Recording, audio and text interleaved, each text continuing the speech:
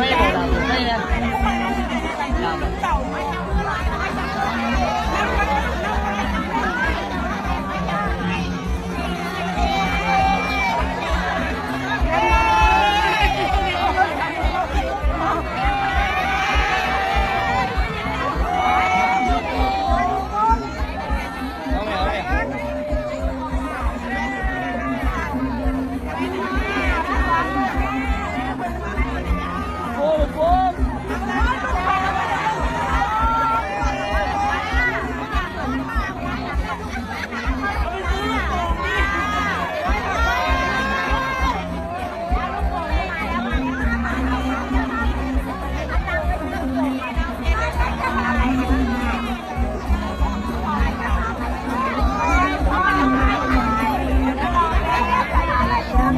มาแล้วเนี่ย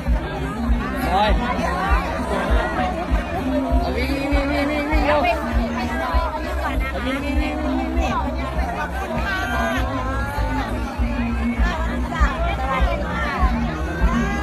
เฮ้ย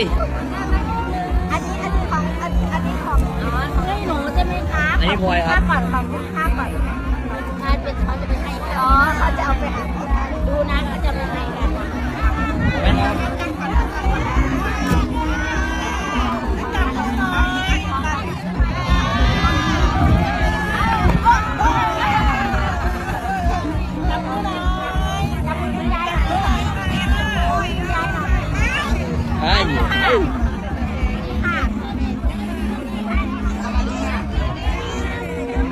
ต้องปล่อยนะ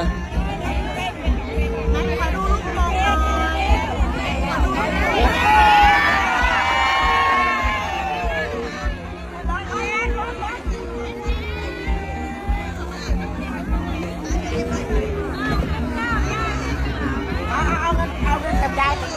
วัสดีค่ะ